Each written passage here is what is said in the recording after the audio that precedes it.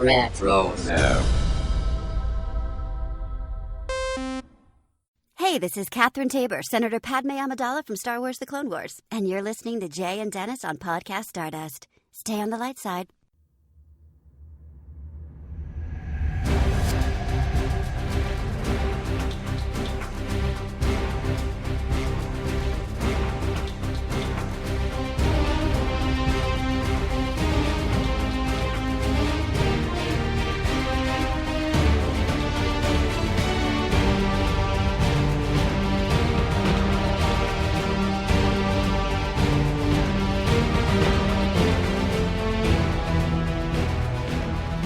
Hello, and welcome to Podcast Stardust. This is the fully armed and operational podcast dedicated to Star Wars news, reviews, and discussion. I'm Dennis Keithley.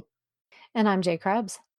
And we are kicking off December with a discussion of 2 more episodes of Volume 3 of Visions. But before we do that, Jay, you want to go ahead and remind everybody what our social media contacts are? Ooh, December already. We are on Facebook and Instagram conveniently at Podcast Stardust. All right, the dish is lying, the signal's boosted to maximum output, the shield is down. We're now broadcasting to the galaxy. So we've got 2 more episodes of Visions Volume 3 on deck. That includes The Lost Ones and The Smuggler. And we'll probably spend about 10-15 minutes discussing each one of these. Up first is The Lost Ones. This is by Kinema Citrus. And this episode is a sequel to The Village Bride, which was from Volume 1 of Visions a few years ago. Quick summary: on a world forsaken by the Empire, carbonite gas is slowly freezing the planet. F, a Jedi, assists some researchers collecting carbonite gas and accompanies them to the refugee ship. Before they can leave the world, a Star Destroyer arrives and demands that F surrender herself. F does, but is accompanied by Ron, one of the refugees. Aboard the Star Destroyer, F encounters her fallen Jedi Master, while Ron sabotages the ship. F rejects her former master's invitation to join them and hunt down the Jedi, and then they escape back to the refugee ship, or they rendezvous with the refugee ship after that. So what did you think about this one overall, Jay? Oh, it was so good. And one thing that I didn't do that I wish now I would have is to go back and rewatch The Village Bride before watching this one. Because I'll admit, at first I was a little bit lost, especially if someone hadn't seen The Village Bride. This doesn't really explain what's kind of going on. I mean, it does, but not like some of the other episodes of Visions does. But if you are familiar with The Village Bride, this is, and a fan of it, it's a satisfying continuation to that. It's not just nostalgic in that way, but it really does deepen the arc of F's character, I feel. And because this particular journey is not just heroic, it's deeply personal. And so it's got some quieter moments in it. There's definitely some layering to the storytelling in this. And I have to go back and watch The Village Bride again, because like I said, I feel like I would have been better prepared to jump into this had I done that. But it was still a good story overall, I felt like. What do you think? Yeah, I liked this one. I thought it was pretty good. I did not watch or rewatch The Village Bride again before watching this. And I remember that I felt like The Village Bride was only kind of average when we covered Volume 1 of Visions. And maybe my memory is faulty on that, and I need to revisit here. But I really like this story. This seems like a real Star Wars adventure. And this, I mean, I try not to judge these from the perspective that they could have taken place in the Star Wars canon as we know it, but this one could have, if they wanted to, they could make it a canonical story. I have some questions about this. I do not remember if Shad Ra, F's Jedi Master, was in The Village Bride, or if we knew about that character prior to this episode, and that character kind of confused me with the way they were talking about him. But at any rate, no, this was good. I like the idea, especially after having read The High Republic, of this planet that's threatened by this erupting carbonite gas and slowly freezing. I mean, it reminded me of the Blight in ways. Yeah. And, and the fact that the Republic just was not able to save everyone everywhere at once. And in this case, you took that problem and you compound it by having an uncaring empire that just wasn't showing up to do anything. When the Empire finally gets around to this planet, it's because they want to get a Jedi that's been reported there. as opposed to Exactly. helping out the people, which is how like the Empire. I mean, right? Right. Oh, 100%. Yeah. So let's talk about some of the technical stuff from here. What did you think about the animation, the drawing styles, the sound, music, and all that for this episode? The music, I mean, it was like right away, we were talking about the last couple of episodes and some of the music just didn't hit. Hmm. This one definitely does for sure. I mean, just right away. And so I think that the animation itself is elegant. It's got some definitely some striking backgrounds. I mean, the spaceship interiors are really good. Desolate landscapes are really good, and again, the soundscape I just think is great. So overall, cinematically, I guess you could say it's got a lot of great strengths to it. What do you Yeah. think? Well, I think it's been a consistent. I'm sorry. I should say it's been consistent across all these episodes. Envision like the soundscape that I feel like Lucasfilm just must have like turned over their sound effect assets because Hmm. they repeatedly get those rights from the lightsabers to the blasters to the engines and things like that. The animation, and I've also noticed this in a number of episodes from Volume 3, it feels like different people are in charge when it comes to doing the ships, and other people are in charge of doing like the animation for the characters. Yes, yeah, I can see that. Uh-huh.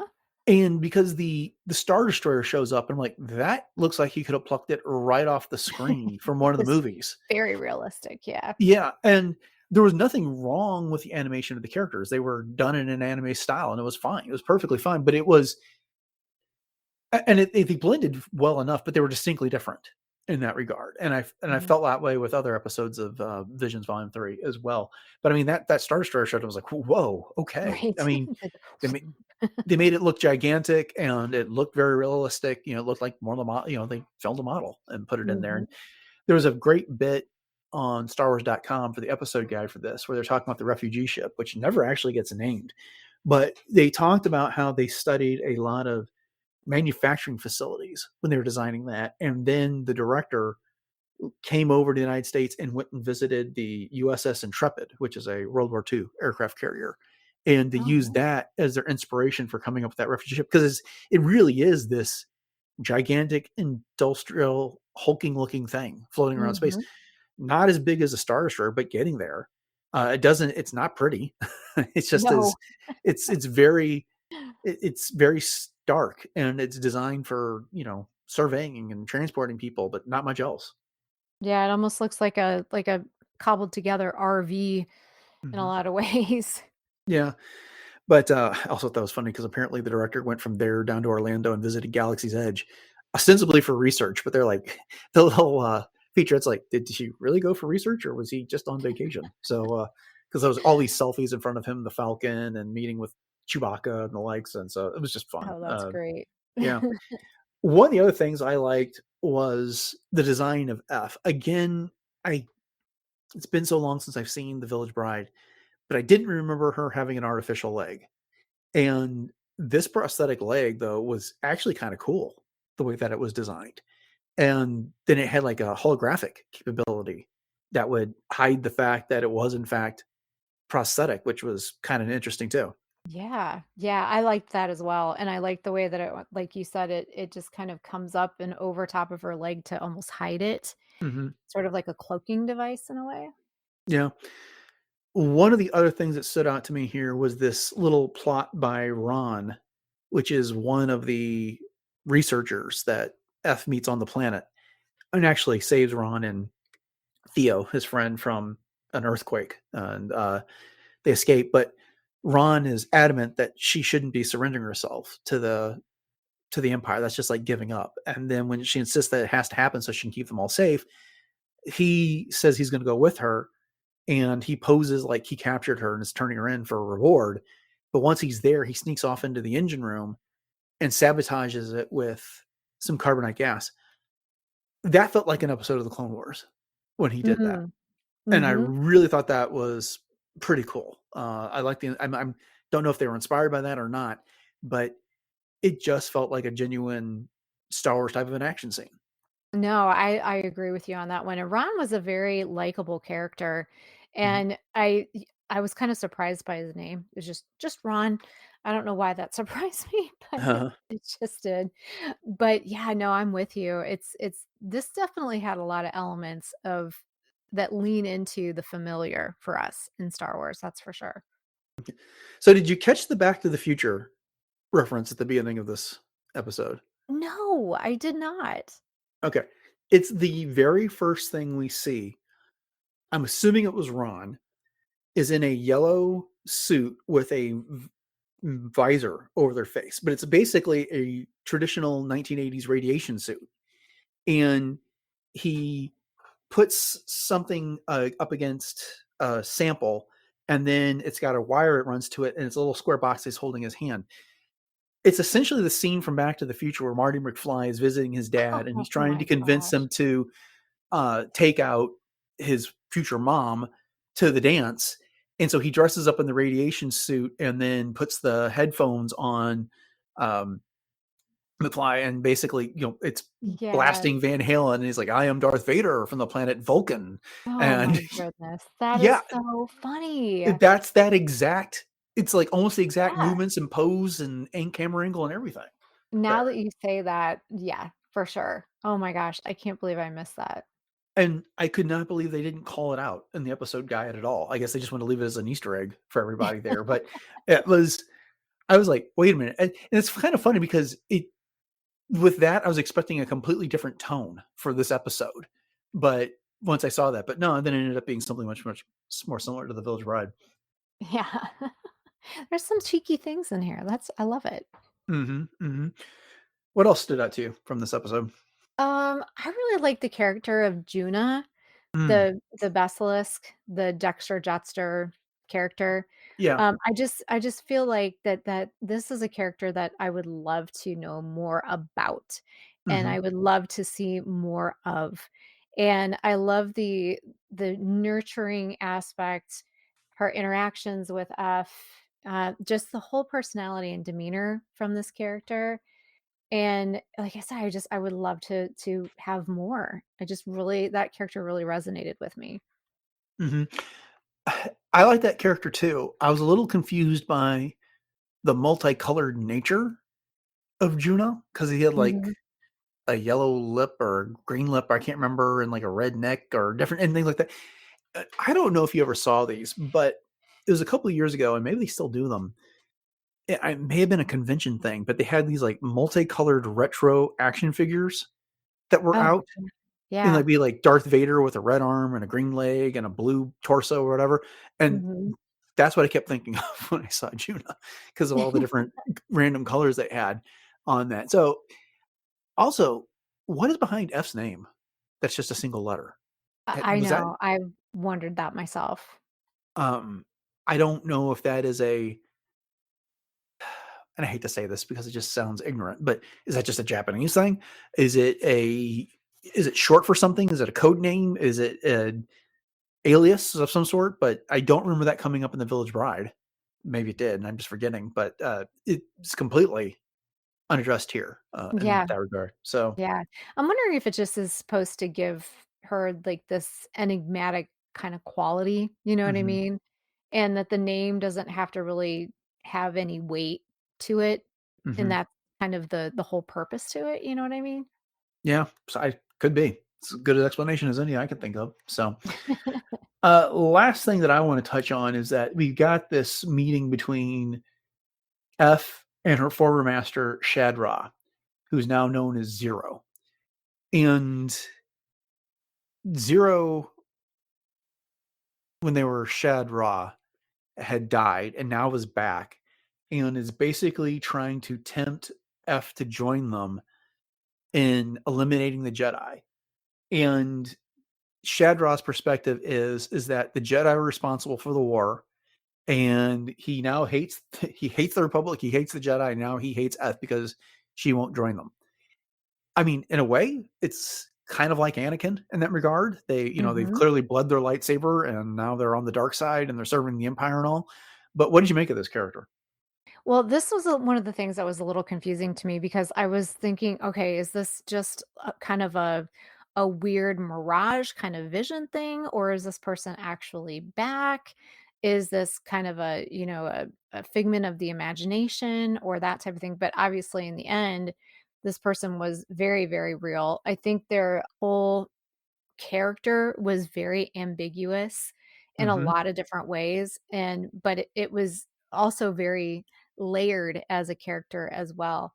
So, yeah, I was put off a little bit by that whole thing, but yet it was also very intriguing to me. And I think that a lot of this is kind of for F anyways. It was a very moment of mirroring, I guess, because she's confronting not just this person, but what she could become if Yep. she would, abandon her principles. So it was a lot more symbolic than anything too. Yeah, I was getting a little bothered by the fact that it just didn't feel like we had a good enough explanation as to what was going on to Shadra, how Right. Shadra died, why there was this conflict, why Shadra was mad with the Republic, mad with the Jedi, and everything else. But ultimately, I decided it just didn't matter in this Mhm. case because there was this character that we got some flashbacks with from when F was a child and was training with essentially in a Padawan master type of relationship. And then F basically points out that her master has died, but her master taught her to be a Jedi and to serve others, and that is what she's going to honor. And that Shadra, who is now Zero, is no longer that person.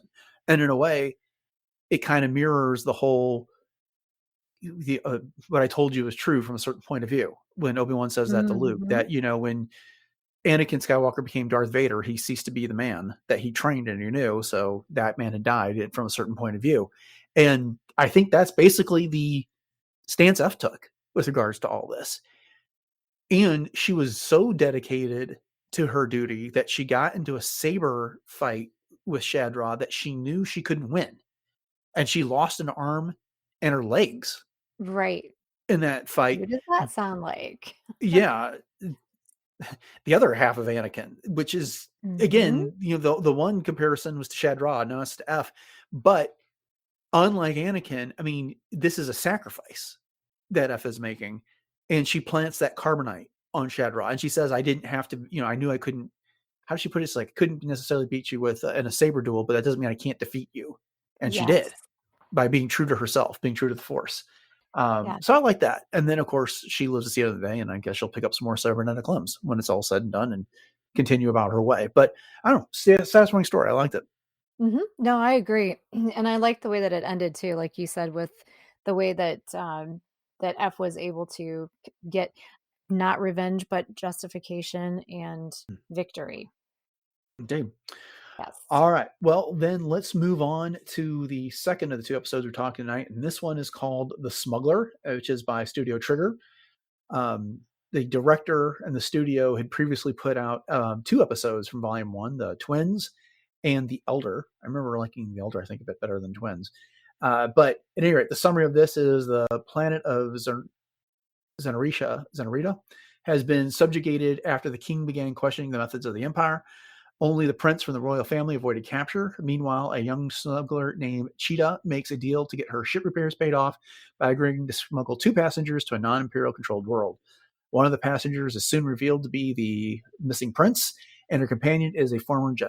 They successfully avoid stormtroopers and a bounty hunter before making it to what is clearly Yavin 4, and there Cheetah agrees to assist the growing rebellion. So there we go. What did you think about this one, Jay? All right. Well, talk about leaning into familiar Star Wars Mm-hmm. territory. This one definitely does that. Maybe a little too much in some ways. I don't know. We'll talk about it. Maybe you can change my mind. But you've got your pilot, smuggler, this young prince, secret protector, the ever looming empire. You know what I mean? Mm-hmm. But I actually really liked the feel of this one. I liked the energy of it. Was it predictable at times? Absolutely. Did it have some fun little beats to it that brought in some warmth feelings towards some characters? Yes, definitely. It also kind of reminded me in some ways it had the same sort of feel, especially as the animation progressed into some Tartakovsky Clone Wars style fighting. Mm-hmm. But overall, I liked this one, even though it was kind of predictable. It was funny because my husband watched this one with me, and he was calling the prince Prince Ali. I was like, well, okay, I could kind of see where you're going with that one. But I really did like this particular little story. It was endearing. I liked it. Yeah, What this about was my second favorite of volume 3, Yeah. so far.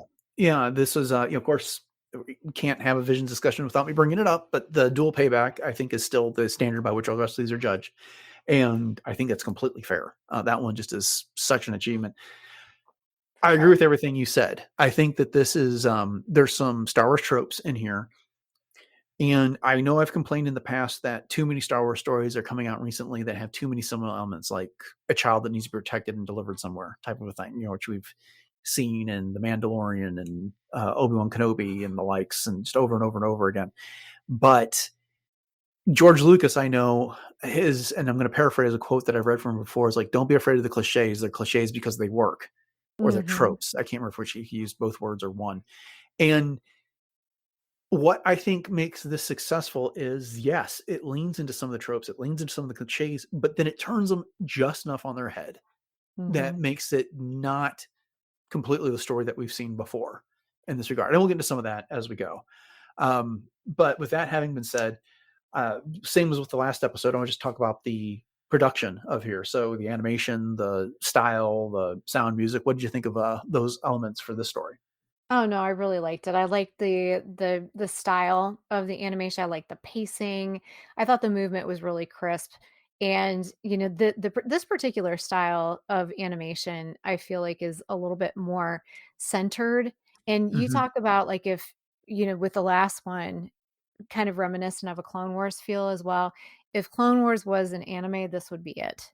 Hmm. And so it was very consistent that way. This one didn't feel like some of the other ones did where you mentioned that it seemed like so many different people were working on different aspects of it. This was one cohesive world building, if you will, sort of feeling. Yeah, I do remember the episode guide suggesting that they had different sets of artists combining 2D and 3D art for this. The 3D stuff, I think, was mainly the ship battles and there. Mhm. What I liked about the style here is that they took classic Star Wars imagery. There's a Twi'lek in one scene. The ship that Cheetah has, I think, is the same type of ship that Hondo Anaka had, or at least one of Hondo's ships. That we've seen before. We've seen it countless times in the Clone Wars and the Bad Batch and the like. And then, lightsabers, the look of Yavin 4, those things, very, very, familiar Star Wars imagery, but and stormtroopers for that matter, and the Star Destroyer, things we've seen before. But then, the ship the bounty hunter had a very much classic style. It looked like something that was similar to a Naboo N1 starfighter, or maybe General Grievous's ship. But as the episode guy pointed out, is that then it had a number of anime elements added on top of it, like, you know, swarms of missiles coming out of it, which play a Mhm. very key story role here. Thought that Yes. was really good. The bounty hunter was something new, but you could totally see that bounty hunter showing up in The Empire Strikes Back, or in the page of some of the Star Wars Marvel comics that Lucasfilm edits.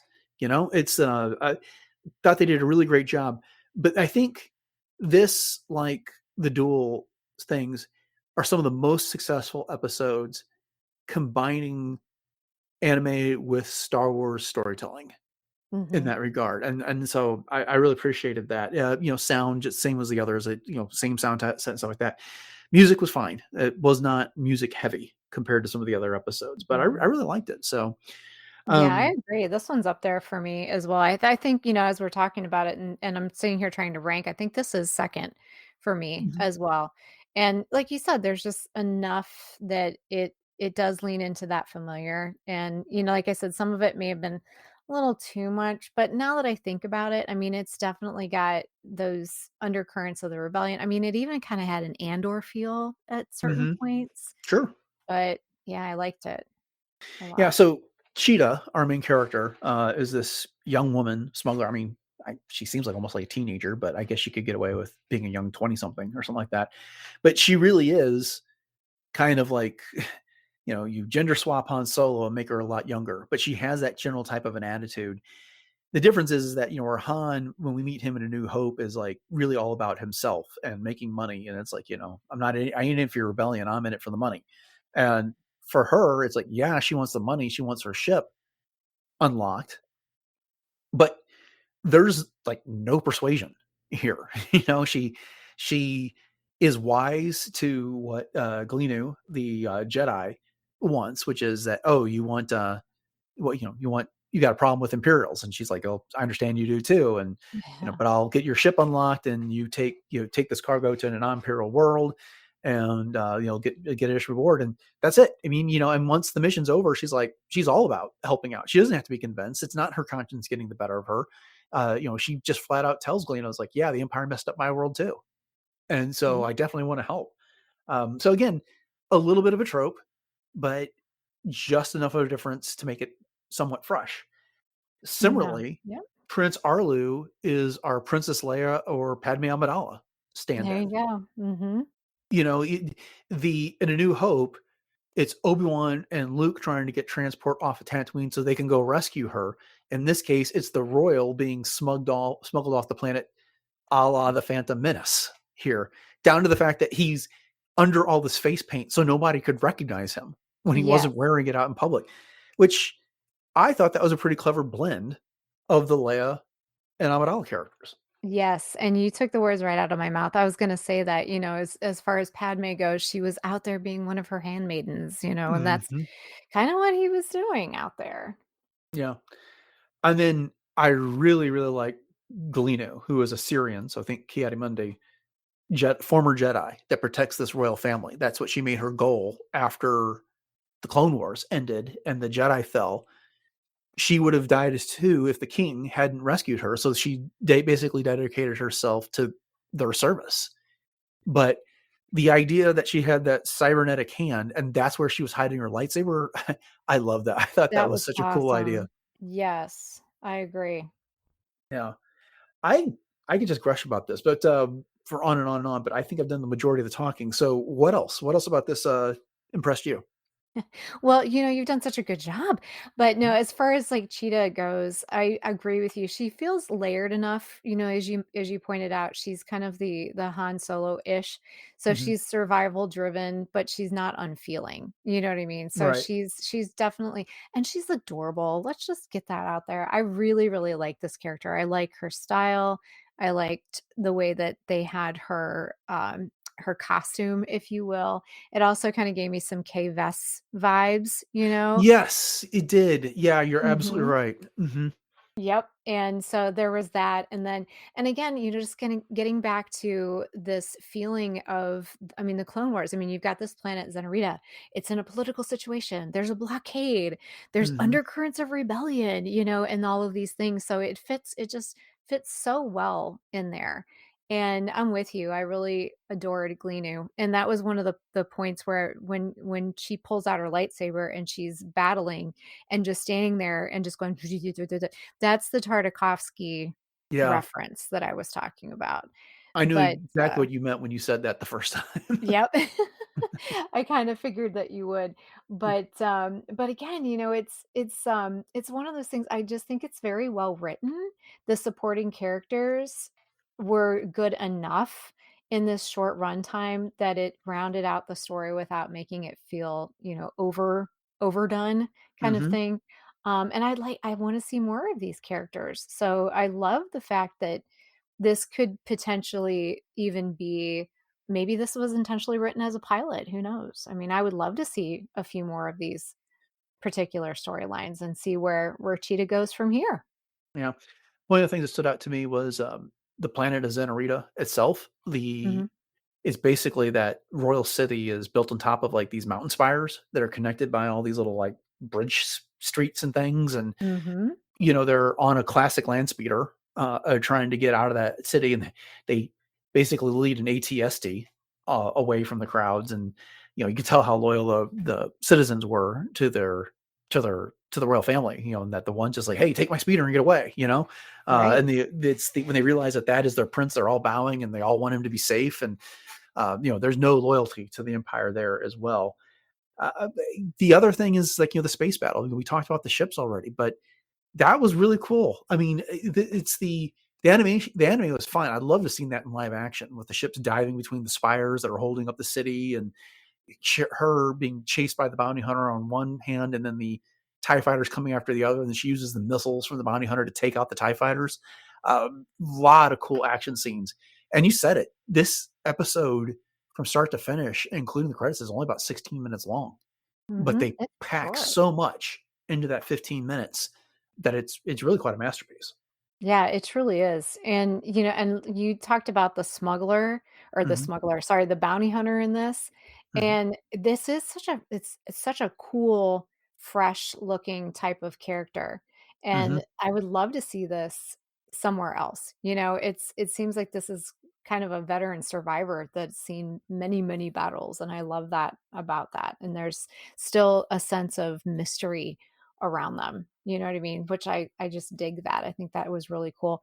And then one other thing that's kind of funny is all the stormtroopers and the way that they were acting in this, the town square or whatever. Mhm. Again, I was watching this with my husband and I go, they're a bunch of Garys. And he laughed at from, of course, Robot Chicken. So that's Sure. what they reminded me of. So it's just a fun story that's got a lot of, things like, oh, this reminds me of this and this reminds me of that. And I think that that's why it's easy to latch onto. Yeah. So for me, these two episodes rank right after the dual payback. I think the Smuggler is definitely an A. I think maybe the Lost Ones is about an A minus, on par with the Bounty Hunters episode from that we talked about last time on there. But I got to tell you, after Yuko's Treasure, I was getting a little concerned about what we were going to see coming after that. But these two were quite a rebound for this anthology, for this volume of Visions here. I really like the way that these two turned out. I agree. I agree. It's kind of the ebb and flow of visions, if you will. Yes, and I Hmm. I would definitely agree with your rankings and grades of each one of these as well. Yeah. Well, we got two more to go, so we will get to those next week and wrap up the series, and then we'll probably have some more overall thoughts about Volume 3 when we're done. Sounds But great. with that, that'll bring us to the end of this episode of Podcast Stardust on our discussion of these two episodes of Visions. We hope you've enjoyed it, and if you did, you would consider subscribing to the podcast if you haven't done so already. We also appreciate your ratings and reviews wherever you listen that support such things. And if you want to catch more Podcast Stardust beyond what your podcatcher is going to carry, then the best place to do that is to head over to retrozap.com. You can find the previous 971 episodes from 6+ years of podcasting, and other great podcasts, including Agency Old Case Files, Animaniacast, Brews and Blasters, Dork Lair, Doomcast, Enjoy Stuff, Love, Death, and Robots Plus, Superhero Suite, and Work Trails. Jay, we mentioned our social media contacts at the top of the show. You want to go ahead and share those again, and where else we can be found online? Absolutely. So we're super easy to find. We are at Podcast Stardust on all of your socials, including Facebook and Instagram. And we also have tons of Pinterest boards out there for you to look at and get inspired for everything Star Wars. And then we have two YouTube outlets that both support subscriptions as well as reactions. So if you have any of your thoughts that you would like to add to that in terms of Star Wars Visions or anything else, you can do that on both of those. And then you can also email us at podcaststardust@gmail.com. Please send us your questions. And when we have enough, we will put them together in a listener question episode. We have fun with Ask Me Anything Star Wars between Dennis and I, but we'd love for you to ask us anything Star Wars. And then last but not least, we have a link in our show notes to our TeePublic store so you can snag all kinds of different things from apparel to home goods with 7 different show logo designs available. And if you do pick anything up, thank you in advance because each one of those purchases does help to support the show. So once again, hit up that link in our show notes. Okay, upcoming on the show on Wednesday, we are going to get into some Clone Wars. We normally do those on Mondays, but yeah, things are a little out of order right now while we're getting through Visions, and we're just banking some episodes while we get through Thanksgiving. And then on Friday, assuming there is any, we'll be getting back into the news. And if there's not, well, then we will call an audible and give you something else. But with that having been said, thanks for listening to episode 972 of Podcast Stars, everyone. Have a great week, and until next time, may the Force be with you.